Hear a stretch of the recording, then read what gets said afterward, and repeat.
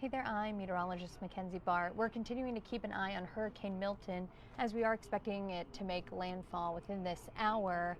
I'd say, western edge of that eye wall, northern eye wall, continues to move onshore to places like Sarasota and St. Pete, just north of Venice. And we're continuing to see those conditions that just deteriorate. We've seen some strong wind gusts. We've already had several reports of flooding.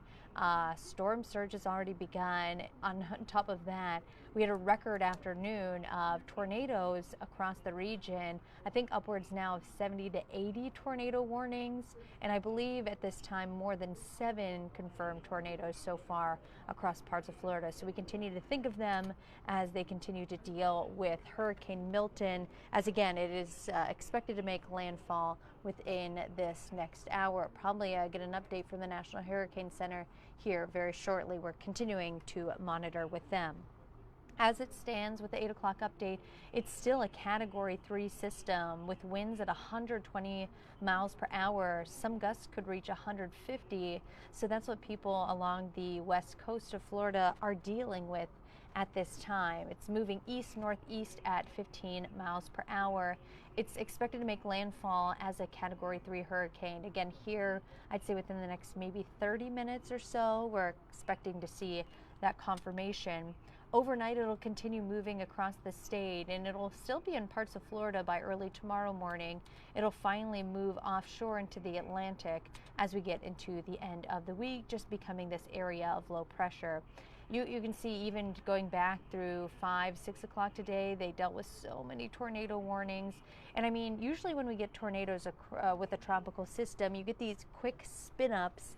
Not the case that we saw earlier on today. They had more long track, long range tornadoes that did a lot of damage there. So again, really thinking of all of our friends down south as they continue to deal with the conditions.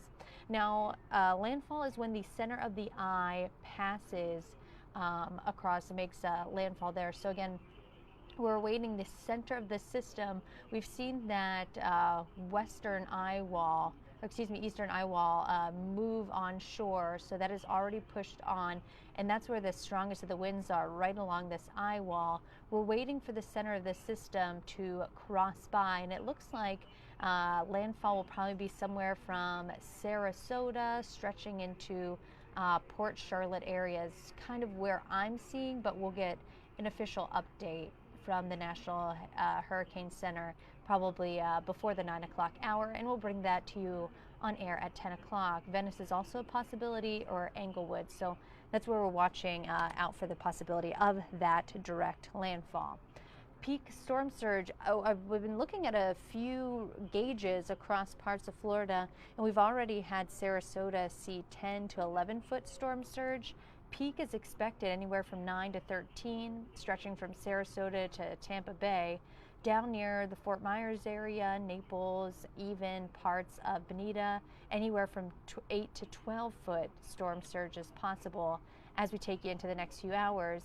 And storm surge isn't something that you just see immediately. It's an ongoing thread of water just continuing to be pushed and pushed onshore. So they're going to unfortunately be dealing with that threat as we take into the overnight, as well as water just increasing with high tide. High tide is expected to occur overnight for a lot of places or early tomorrow. So that just means that we're expecting more and more water to be rushing onshore. Here's a few wind reports so far. We are seeing higher values here and there, especially as we are now seeing this system move in. But Fort Myers Beach had a 94 mile per hour wind gust. St. Pete, an 89 mile per hour wind gust. Sarasota, 77. Naples, 71. That's just a few places that I've gathered here the past 30 minutes or so. Also looking from some storm spotters and other meteorologists, seeing a recent 93 mile per hour wind gust at Sarasota International Airport. And again, the worst of the winds really just picking up now, so they'll continue to deal with those hazardous conditions overnight. Now, they're seeing those hurricane force winds anywhere from 90 to 140 miles per hour extend as far out as Tampa, Sarasota, and even to some parts of Venice. Even the 60 to 90 mile per hour winds encompassing a lot of the west coast of Florida. It's just crazy how large this wind field is. A lot of it encompasses the whole state. So even stretching up through Jacksonville down to Miami, places that aren't seeing a direct impact are getting some influence from this storm, as the windy conditions will continue for them during the overnight.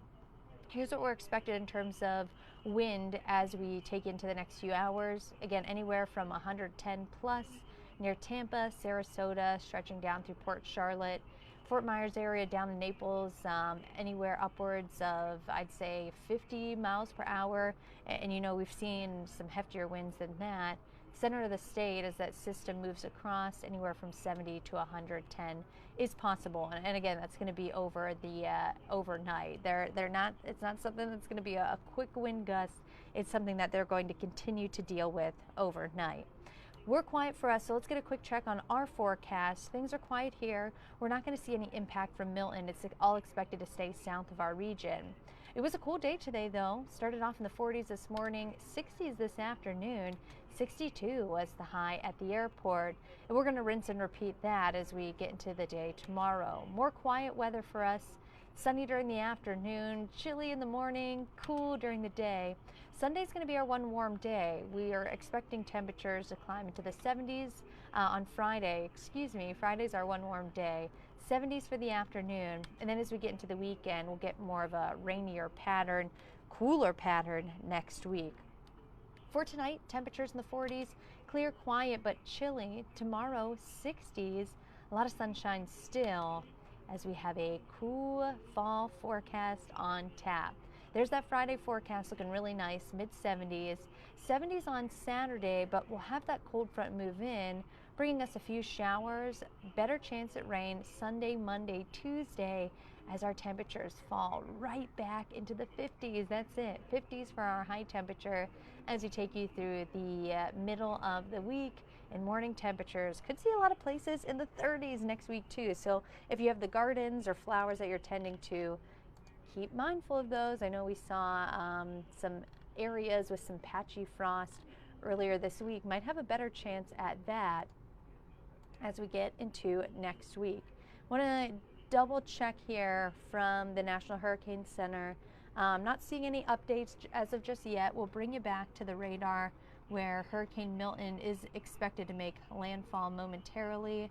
Again, we're expecting this somewhere around the St. Pete area, Sarasota, Venice, Englewood region, where we're expecting the center of Hurricane Milton to pass by. Haven't gotten any confirmation yet from the National Hurricane Center. They're the ones that would post that for us, and we'll bring that to you coming up at 10 o'clock tonight. We'll have it online as well, but you can always find that latest forecast, our forecast, at fox8.com underneath the forecast discussion, or again, join us at 10 o'clock tonight. We'll have the latest on Hurricane Milton and of course our forecast too. Everybody stay safe, and again, thinking of our friends in Florida as they continue to deal with Hurricane Milton.